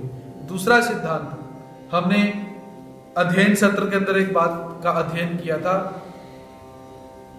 कि सृष्टि मध्य परमेश्वर अवतरेति, कि परमात्मा कर्म भूमि के अंदर अवतार लेते हैं। भोग भूमि में अवतार परमात्मा कभी नहीं लेते, लेकिन परमात्मा भोग भूमि में अवतार कभी नहीं लेते, लेकिन परमात्मा भोग भूमि में जाते जरूर हैं। फॉरेन ट्रिप लगाने के लिए परमात्मा जाते हैं। किसी जीवात्मा का अधिकार आ चुका हुआ है, उस जीवात्मा को लाने के लिए परमात्मा भोग भूमि में जाते हैं। अर्थात मान लीजिए आप बहुत उत्तम प्रकार का आचरण कर रहे हो और पुराने समय के अंदर आपने प्रेम का अधिकार जोड़ लिया हुआ है, और परमात्मा के मुख से या उत्तम अधिकरण के मुख से आपने ज्ञान सुनना है, ऐसा अधिकार आपने जोड़ा हुआ है। अब उत्तम अधिकरण विदेश नहीं जा सकते हैं, नहीं जाते हैं, तो परमात्मा क्या करेंगे? अगर ज्ञान का अधिकार है, आपका योग लाएंगे, आपको भोग भूमि से कर्म भूमि के अंदर लाएंगे, उस अधिकरण के पास लेकर जाएंगे और आपको ज्ञान प्राप्त होगा। संयोग वियोग माया करी, अर्थात माया के कार्य। और अगर प्रेम का अधिकार आया हुआ है तो परमात्मा स्वयं उठकर भोग भूमि में जाकर, वहां पर तो प्रेम शक्ति का संचार हम नहीं बोल सकते हैं, वापस लेकर आएंगे और वापस यहां पर लाकर अपने पास रखकर बाईसा की न्यायी प्रेम शक्ति का संचार करेंगे। तो इसीलिए भोग भूमि के अंदर रहते हुए यह सिद्धांत आपने अप्लाई नहीं करना कि यहां पर कर्मों की निष्पत्ति नहीं होती है तो दान पुण्य नहीं करना चाहिए और बुरे कर्म करते रहो, ऐसा विचार नहीं करना चाहिए। कर्मों का जो लेप होता है, जो अधिकार होता है, जो प्रवृत्ति बनती है, वो आप सबको वहां पर लग रहा है, तो इस बात की तरफ सभी ने दक्षता देनी है। तो त्रेती भोग भूमि अर्थात कर्म भूमि के अंदर श्री दत्तात्रेय प्रभु गोसावी, श्री अर्थात मायापुर, लक्ष्मी अलंकृत, उपाधिवाचक, सुशोभावाचक, दत्तात्रेय प्रभु अर्थात पंच कृष्णों के अंदर जो द्वितीय अवतार हैं। तो श्री दत्तात्रेय महाराज जी को दत्तात्रेय क्यों कहा जाता है? तो इसका पहला हम अर्थ करेंगे, दत्त प्लस त्रेय इज इक्वल टू दत्तात्रेय। दत्त अर्थात देना, त्रय अर्थात तीनों ब्रह्मा विष्णु महादेव को, जिन्होंने ब्रह्मा विष्णु महादेव को दान दिया उन्हें दत्तात्रेय कहा जाता है।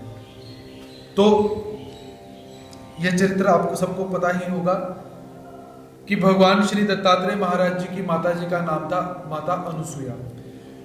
अनुसुया माता त्रेता युग के अंदर पतिव्रता स्त्री के रूप में प्रख्यात हो रही है, विख्यात हो रही है, और मृत्यु लोक के अंदर माता अनुसुया का जो प्रभाव है, जो प्रसिद्धि है, वो बहुत होनी शुरू हो चुकी हुई है। तो एक बार क्या हुआ, नारद जी ब्रह्मा विष्णु महादेव की जो पत्नियां हैं, लक्ष्मी, पार्वती और सरस्वती, इनके पास पहुंचे और जाकर क्या करते हैं कि अरे तुम लोग यहाँ पर बैठी हुई अपनी मान मान्यता करवा रही हो, अपना पूजन करवा रही हो, और मृत्यु लोक में तो माता अनुसुया का जय जयकार हो रहा है, तुम्हारे मंदिरों में इतनी भीड़ नहीं जितनी माता अनुसुया के घर में भीड़ लगी हुई है। तो जब तीनों देवियों ने, त्रिदेवियों ने ऐसी बात सुनी तो क्या हुआ, उनके मन में ईर्ष्या का भाव पैदा हो गया, क्योंकि स्त्रियों के अंदर ईर्ष्या का भाव अधिक रहता है, ऐसा हमारे शास्त्रों में कहा गया हुआ है। अनृत्यम साहसम माया मूर्खत्वम अति लोभता स्त्री नाम दोषा स्वभावजा। इसका मैं अर्थ यहाँ पर नहीं करूंगा। तो ईर्ष्या का भाव यहाँ पर पैदा हुआ। तो नारद जी भी उस समय भी नारद हुआ करते हैं, आज भी बहुत सारे नारद हैं, इधर की बात उधर, उधर की बात उधर। क्योंकि नारद जी को शाप क्या मिला हुआ है कि तुम एक घड़ी से ज्यादा कहीं भी टिक नहीं पाओगे। उस समय के प्रेस रिपोर्टर है नारद जी। आज भी देखिए, इधर की बात पता चली, उधर जाकर फटाफट फोन कर देंगे कि ऐसा ऐसा हुआ, दूसरी जगह फोन कर देंगे, तीसरी जगह फोन कर देंगे, चौथी जगह। तो ऐसे आज के समय में भी नारद बहुत घूम रहे हैं। तो नारद जी ने अपना काम किया, चले गए। अब इनके मन में पहले क्या था, पहले आराम से बैठी हुई थी, अब ईर्ष्या का भाव पैदा हुआ और अपने अपने पतियों के पास जाकर क्या निवेदन करती है कि जाओ माता अनुसुईया की परीक्षा लो, उनके पतिव्रता धर्म की, सतीत्व की परीक्षा लो। अब देवताएं भी कैसे हैं, अपने पति के वशीभूत हैं। अर्थात स्त्री किसी भी स्थिति के अंदर पुरुष को अपने वश में रखती है, वो कैसी भी स्थिति हो। एक बार क्या हुआ कि पतिदेव सुबह से काम पर गए हुए हैं और शाम को आते आते देर हो गई। आज देर भी कितनी हुई, बहुत ज्यादा देर हो गई। तो पत्नी ने दाल बनाई हुई है, रोटी बनाई हुई है, गरम गरम दाल थी, वो ठंडी हुई, रोटी ठंडी हुई। पतिदेव घर पहुंचे तो घर पहुंचने पर क्या हुआ कि जो सब्जी थी, दाल थी, वो तो ठंडी हो चुकी थी, लेकिन पत्नी गर्म हो चुकी हुई है और पति शांत। पता है माहौल क्या है, बैठे हुए हैं जी। तो पत्नी कहती है कि ठंडी हो चुकी है सब्जी, खा लो। वो कहता कोई बात नहीं, मैं खा लेता हूँ। तो पति ने क्या किया, दाल की कटोरी उठाई, पत्नी के सिर पे रखी। अब पत्नी और गुस्से में कहती है क्या कर रहे हो, कहता तुम गर्म हो चुकी हो तो मैंने सोचा दाल भी गर्म कर लेते हैं। तो ऐसे जो स्त्रियां होती हैं उनके अंदर बहुत सारे गुण, बहुत सारे हैं, कुछ दुर्गुण भी हैं। तो दुर्गुण जब मन में आए, ब्रह्मा विष्णु महादेव के पास पहुंची, जाकर कहती कि जाओ, फालतू का झंझट, कोई लेना नहीं, कोई देना नहीं। स्वयं देवताएं हैं और वो एक जीवात्मा है। अगर कुछ जीवात्मा मृत्यु लोक में वैभव भोग रहा है तो भोगने दो, पर नहीं, स्त्री नाम दोषा स्वभाव जा। ब्रह्मा विष्णु महादेव जी नीचे आए। तो नीचे आने के बाद माता अनुसुईया के पास पहुंचे, ब्राह्मणों का वेश धारण किया हुआ है, पत्थर दिए और निवेदन किया कि माता इन पत्थरों से खीर बनाओ। अब माता मन में विचार करती है कि यह कोई सामान्य व्यक्ति नहीं है जो पत्थरों से खीर बनाने के लिए बोल रही है। तो माता ने क्या करा, पतीला रखा, बीच में पत्थर डाले, नीचे अग्नि जलाई और श्री दत्तात्रेय महाराज जी का पार ब्रह्म परमेश्वर अवतार का ध्यान करना शुरू करती है। और ध्यान किया, श्री दत्तात्रेय महाराज जी वहां पर आए और श्री दत्तात्रेय महाराज जी ने कृपा दृष्टि से अवलोकन करा, देखा तो क्या हुआ, उन पत्थरों की खीर बन जाती है। खीर बनी, माता अनुसुईया बाहर आई। तो बाहर आने के बाद माता ने कहा कि ब्राह्मण देव आपकी खीर तैयार है, अब बैठिए। अब तीनों ने विचार करा, पत्थरों से खीर, ये तो काम खराब हुआ। अगर पत्नियों की बात पूरी नहीं की गई तो घर में एंट्री भी नहीं मिलेगी। फिर दोबारा क्या कहते हैं कि वस्त्र उतारो परोसो खीर, कि जैसे नग्न होकर एक बालक को माता दुग्ध पान करवाती है, भोजन करवाती है। ब्राह्मणों ने ऐसा नहीं कहा, उन्होंने सीधा स्पष्ट यही कहा कि निर्वस्त्र होकर हमें खीर परोसो। अब माता अनुसुईया मन में विचार करती है, अगर मैंने इनकी बात मानी तो मेरा पतिव्रता धर्म समाप्त हो जाएगा, अगर नहीं मानी तो ये शाप दे देंगे, अब क्या करूं। उन्होंने श्री दत्तात्रेय महाराज जी के ध्यान करा। दत्तात्रेय महाराज जी आए, पहले पत्थरों के ऊपर कृपा दृष्टि डाली थी, अब इन तीनों के ऊपर कृपा दृष्टि डालती है। और क्या हुआ, तीनों बालक बच्चे बन गए। तो माता जैसे अपने बालकों के साथ लाड प्यार करती है, उन्हें दुग्ध पान करवाती है, भोजन करवाती है, तो माता अनुसुईया ने भी वही किया, तीनों पालनों के अंदर डाल दिया। अब हुआ क्या, यहाँ का 1 वर्ष बीत चुका हुआ है, देवलोक का 1 दिन बीत चुका हुआ है। तो तीनों को चिंता हुई कि हमारे पति देव गए हुए हैं, वापस नहीं आए अभी तक। तो जाकर देखती है क्या है कि वहां पर पहुंची, देखा कि 3 पालनों के अंदर 3 एक जैसे बच्चे पड़े हुए हैं। और देख भी लिया ये तीनों हमारे पति हैं, लेकिन कौन से पति किसके हैं ये नहीं जान पाई। और अगर गलती से किसी के पति को टच भी कर लिया तो हमारा पतिव्रता धर्म समाप्त हो जाएगा। अब स्वयं दुविधा में पड़ चुकी हुई है। और ऐसी दुविधा में पढ़ने के बाद माता अनुसुईया के पास आई, माफी मांगी और माता अनुसुईया ने पुनः दत्तात्रेय महाराज जी से निवेदन करा। तो दत्तात्रेय महाराज जी आए, पुनः कृपा दृष्टि उन बालकों के ऊपर डाली और वो बालक त्रिदेव बन गए। अब त्रिदेव बने, सभी अपने अपने घरों में वापस अपने लोकों में चले गए। तो वहां पर यहाँ पर दत्तात्रेय नाम कैसे बढ़ा? दत्त प्लस त्रेय, जिन्होंने तीनों देवताओं को दान में दे दिया, तीनों देवता दान में पत्नियों को दिया, इसलिए नाम पड़ा दत्तात्रेय। दूसरा, जिन्होंने तीनों देवों को उनका स्वरूप रूप वापस किया, उन्हें कहा जाता है दत्तात्रेय।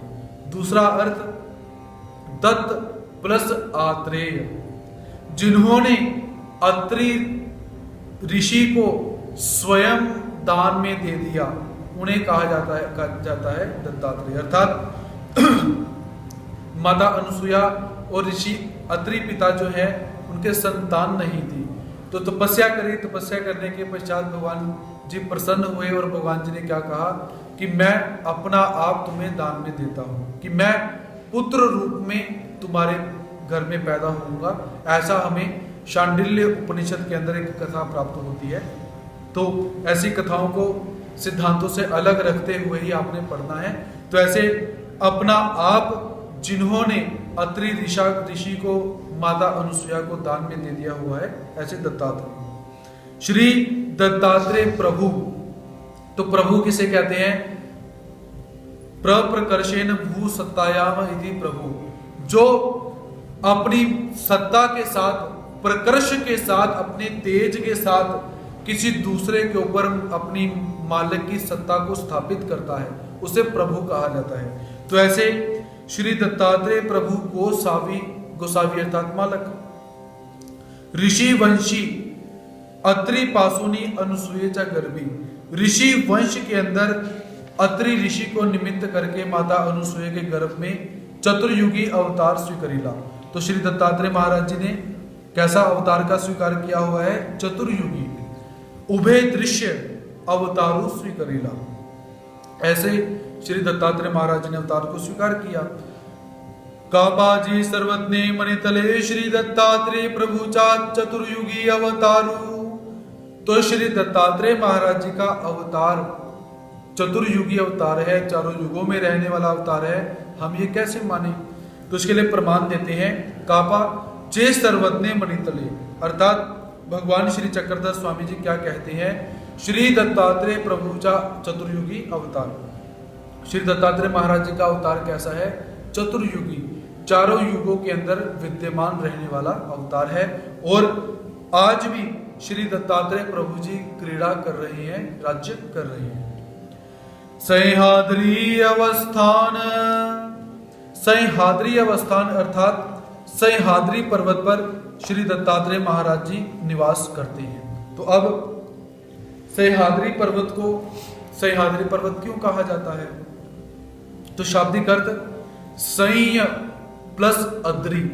सह्य कहते हैं सिंह की आकृति, अद्री कहते हैं पर्वत को। जिस पर्वत की आकृति शेर के आकार की होती है या है, उस पर्वत को कहा जाता है सह्याद्री। तो ऐसे पर्वत पर अवस्थान करने वाले श्री दत्तात्रेय महाराज जी नाना वेशे क्रीड़ा, नाना वेशे क्रीड़ा अर्थात श्री दत्तात्रेय महाराज जी का एक वेश नहीं है। कभी पारधी वेश का स्वीकार करते हैं, कभी मातंग वेश का स्वीकार करते हैं, कभी बालक वेश का स्वीकार करते हैं, कभी ब्राह्मण के वेश का स्वीकार करते हैं, कभी अवधूत के वेश का स्वीकार करते हैं, कभी गोंदली के वेश का स्वीकार करते हैं। ऐसे नाना वेशे क्रीड़ा अनंते चरित्रे के लिए अनंत प्रकार के भगवान श्री दत्तात्रेय महाराज जी ने चरित्र किए हुए हैं। कभी भगवान श्री दत्तात्रेय महाराज जी जो परशुराम हैं, परशुराम के जो माता पिता हैं, भगवान श्री दत्तात्रेय महाराज जी के भक्त हुए सहस्त्र अर्जुन। तो सहस्त्र अर्जुन जो है उन्हें कार्तिवीर्य भी कहा जाता है, उनके हाथ कैसे हो चुके हैं, उन्हें कुष्ठ रोग हुआ पड़ा है, गलिष्ठ कुष्ठ रोग, जिसके अंदर हाथ की उंगलियां इत्यादि गल जाती हैं, शरीर गलना शुरू हो जाता है। तो इन्होंने भगवान श्री दत्तात्रेय महाराज जी के पास आए, भगवान श्री दत्तात्रेय महाराज जी की बहुत सेवा करी।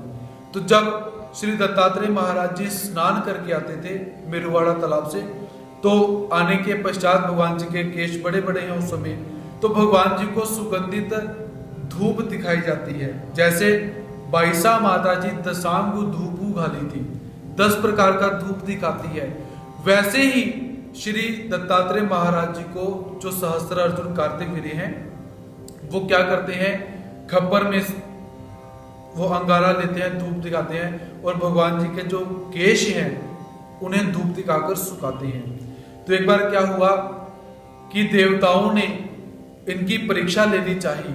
भगवान श्री दत्तात्रेय महाराज जी स्नान करके आए, तो स्नान करने के पश्चात देवताओं ने क्या करा कि जो खप्पर के जो टुकड़े थे, जो मटका टूटने के बाद जो टुकड़े होते हैं, उन टुकड़ों को गायब कर देते हैं। अब भगवान जी का धूप दिखाने का भगवान जी को समय हुआ, तो कार्तिवीर्य मन में विचार करते हैं कि कोई वस्तु दिखाई नहीं देती, मैं क्या करूं। तो उन्होंने क्या करा, अपने टुंडे हाथों से ही उन कोयलों को उठाकर ऐसे दुखाना शुरू किया।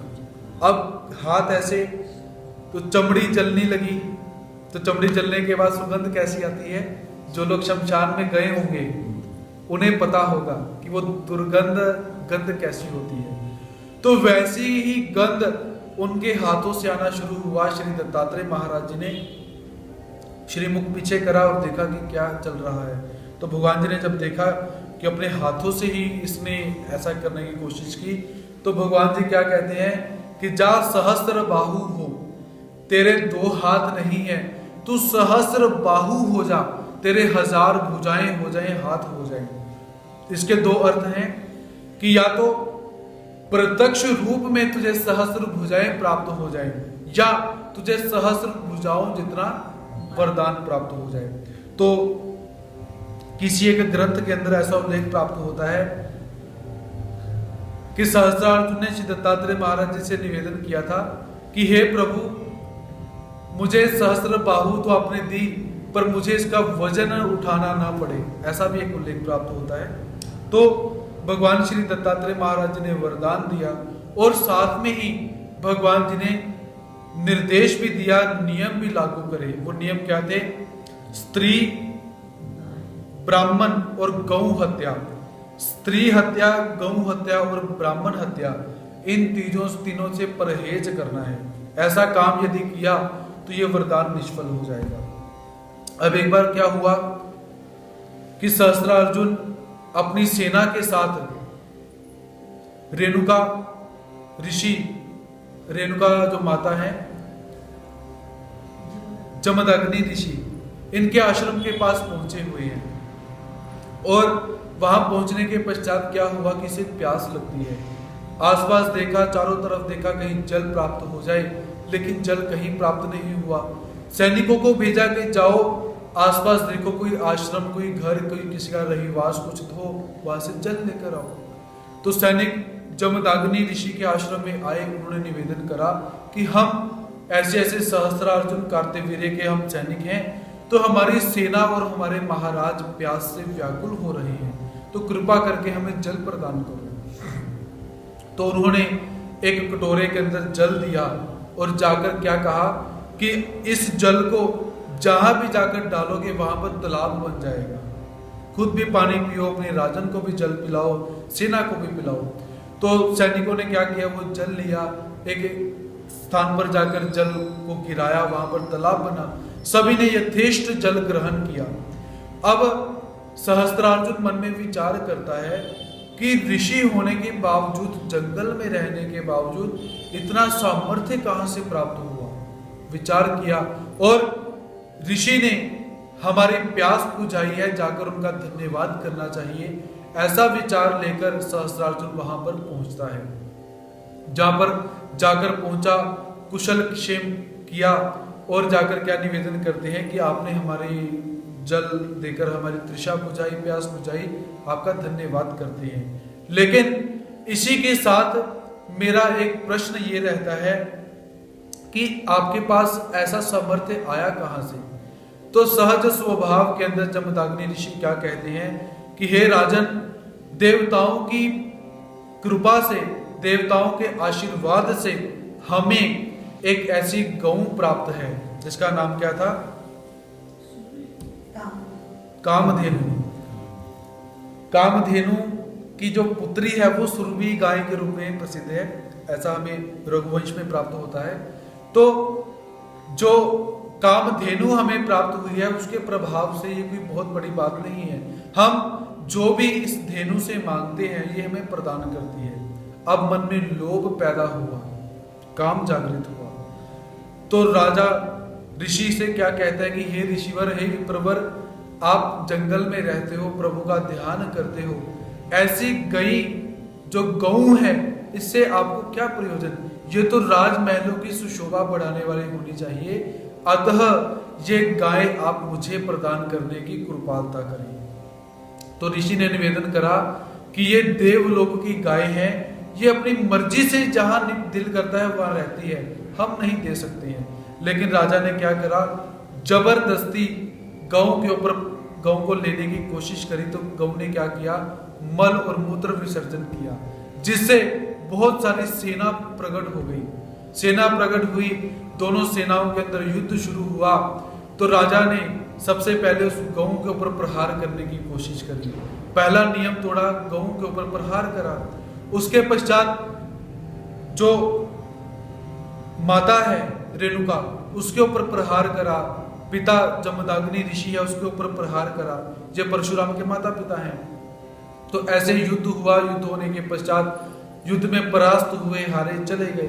लेकिन इस युद्ध के अंदर क्या हुआ कि जमदग्नि ऋषि और रेणुका, इनको बहुत सारे घात हुए, ये मृत्यु को प्राप्त होने वाले हैं।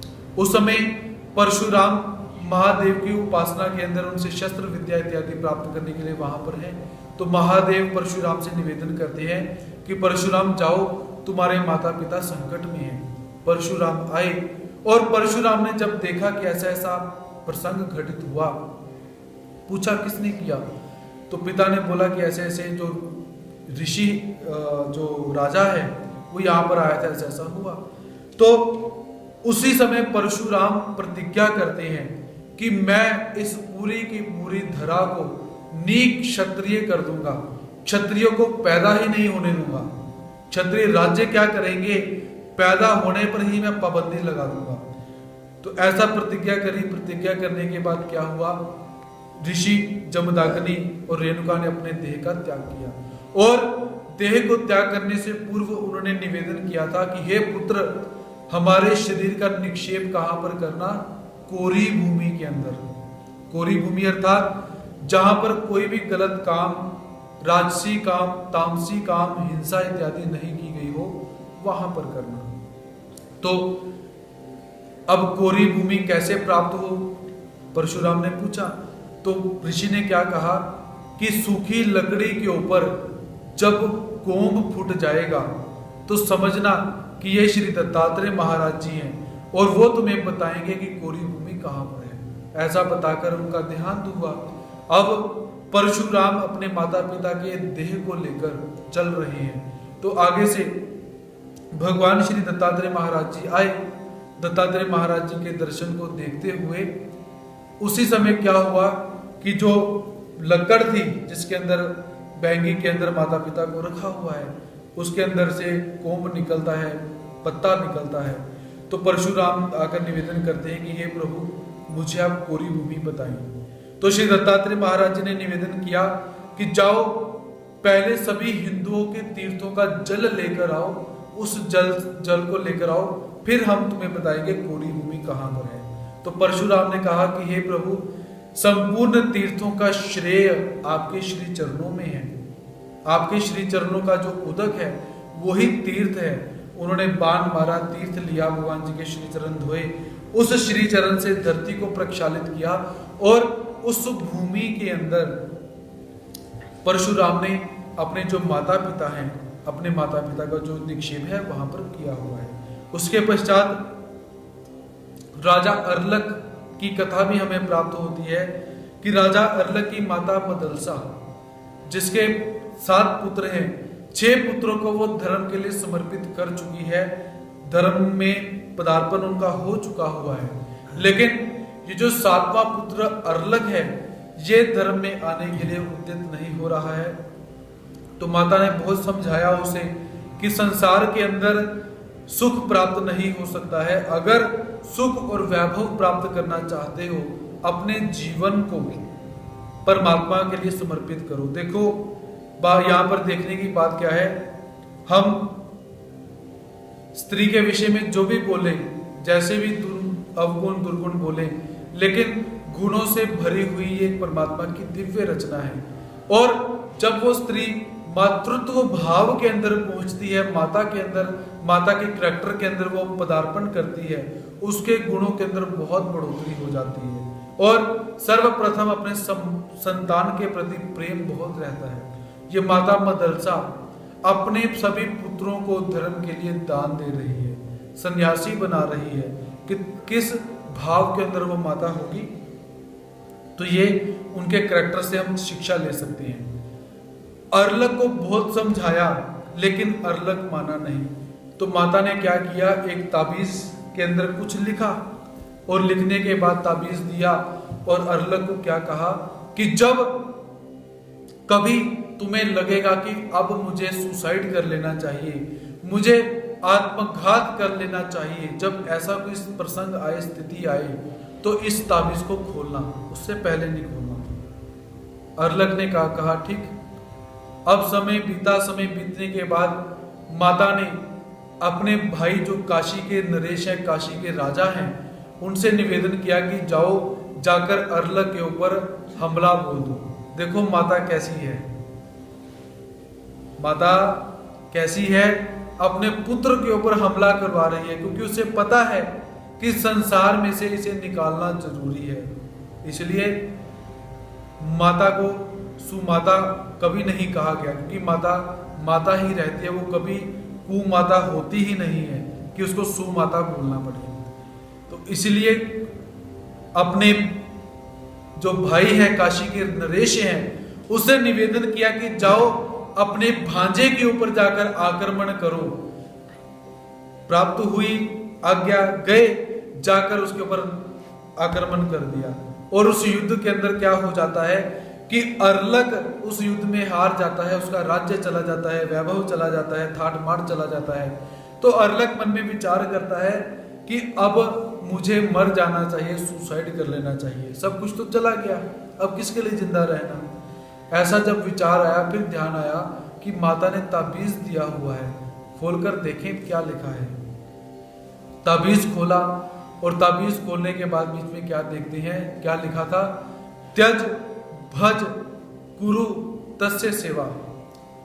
एक और वस्तु लिखी हुई थी, हमारे शास्त्रों में है, वो कल आपके साथ करेंगे।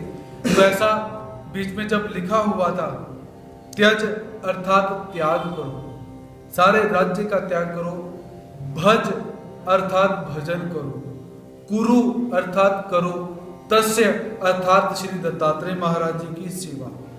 बहुत मूल मंत्र एक माता ने अपने पुत्र को दिया हुआ है, ये मंत्र है, इसे याद कर लो, त्यज भज कुरु तस्य सेवा, कि त्याग करो, भजन करो और श्री दत्तात्रेय महाराज जी की सेवा करो। ऐसा मंत्र प्राप्त हुआ। अब जो राजा अर्लक हैं, त्रय तापों से अभिभूत हो चुके हैं, आदि दैविक, आदि भौतिक, आध्यात्मिक, ये 3 ताप उन्हें लग चुके हैं और इन तापों से भरे हुए श्री दत्तात्रेय महाराज जी को ढूंढ रहे हैं। और श्री दत्तात्रेय महाराज जी ने उन्हें दर्शन दिए और क्या कहते हैं, शंबलीन शंबलीन शंबलीन, कि हे राजा शंबलीन। 2 अर्थ है इसके भी, शम अर्थात शांत हो जाओ, बलिन अर्थात राजा। बलि, बल जिसके अंदर होता है उसे राजा कहा जाता है, कि हे राजा शांत हो जाओ, शांत हो जाओ, शांत हो जाओ। और जैसे ही दत्तात्रेय महाराज जी के शब्द सुने, अर्लक जो तीनों तापों के अंदर जल रहा था वो शांत हो जाता है। शंबलिन का दूसरा अर्थ शम बलिन शम बलिन शम बलिन। बलिन हे राजा, शम अर्थात साइड पर हो जाओ, हे राजा साइड पर हो जाओ, हे राजा साइड पर हो जाओ। तो ऐसे श्री दत्तात्रेय महाराज जी ने जैसे ही अपनी वाणी से परावाणी का उच्चारण किया, निर्गुण शब्दों का उच्चारण किया, तो श्री दत्तात्रेय महाराज जी की वाणी को सुनकर जो राजा अर्लक हैं वो शांत हो जाते हैं, दग्धायमान तीन तापों से मुक्त हो जाती हैं। अब तीन ताप आदि दैविक, देवताओं से संबंधित जो कष्ट जो ताप हमें प्राप्त होते हैं उन्हें आदि दैविक ताप कहा जाता है। जैसे आज के समय में कोरोना महामारी है, ये आदि दैविक ताप के अंदर है। भूचाल आता है, आदि दैविक ताप के अंदर है। सुनामी लहरें आती हैं, आदि दैविक ताप के अंदर है। ज्वार भाटा आता है, आदि दैविक ताप के अंदर चले जाते हैं। ऐसे आदि दैविक ताप। उसके पश्चात आध्यात्मिक ताप। आध्यात्मिक ताप किसे कहा जाता है? जो स्वयं के स्वयं हम अपने आप को लगा लेते हैं। मतलब किसी ने हमारी बात नहीं मानी, हम चलो जी सुसाइड करने के लिए चल जाते हैं। आज मम्मी पापा ने पैसे नहीं दिए जी, चलो सुसाइड करने के लिए चले जाते हैं। अभी कल एक न्यूज देखी, एक लड़की को पिताजी ने कहा कि घर से बाहर नहीं जाना, उस लड़की ने सुसाइड कर लिया। अमृतसर की घटना।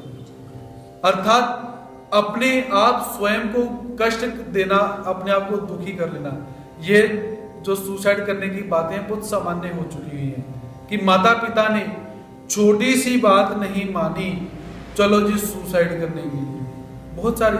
अर्थात अपने आप को स्वयं कष्टित करना, दुखी कर लेना, उसके अंदर कुछ भी आप ले सकते हो। तो ये आध्यात्मिक ताप। उसके पश्चात आदि भौतिक ताप। आदि भौतिक अर्थात भूतों से जो संबंधित होते हैं। भूत मतलब भूत नहीं, भूत मतलब जो प्राणी मात्र हैं।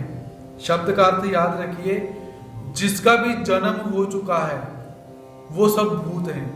भूत अर्थात प्राणी मात्र। जितने भी चराचर जगत के अंदर आप जलचर देखते हो, नभचर देखते हो, भूचर देखते हो, या पिशाचर देखते हो, खेचर देखते हो, ये सारे भूत शब्द के अंदर आते हैं। तो भूत मतलब जो हो चुके हैं, जो हैं। ऐसे आदि भौतिक, इन भूतों से संबंधित अगर कष्ट प्राप्त हो उसे आदि भौतिक ताप कहा जाता है। किसी चींटी ने आपको काट लिया, आदि भौतिक ताप। मच्छर ने आपको काट लिया, आदि भौतिक ताप। शेर ने आपको काट लिया, नहीं शेर काटेगा नहीं, शेर खाएगा। शेर ने आपको खा लिया तो आदि भौतिक ताप। मगरमच्छ ने आपको खा लिया, आदि भौतिक ताप। और आपको किसी कोई भूत चिंबड़ गया आपको, ये भी आदि भौतिक ताप। तो ऐसे भूतों से संबंधित, मम्मी ने चपेड़ मारी, ये भी आदि भौतिक ताप। पापा ने चपेड़ मार दी, आदि भौतिक ताप। तो ऐसे ये आदि भौतिक ताप के अंदर चला जाता है। तो जो अर्लक था वह इन आदि भौतिक, आदि दैविक, आध्यात्मिक ताप से जल रहा है, तो भगवान जी ने उसे शांत किया। तो आज का समय यहाँ पर समाप्त हो रहा है। तो आज का जो 14वें दिवस का सत्र है यहाँ पर समाप्त करते हैं। कल पुनः 4 बजे परमात्मा की दिव्य लीलाओं को लेकर आपके समक्ष उपस्थित होंगे। तब तक के लिए सभी भक्तों को जय श्री कृष्ण, धन्यवाद।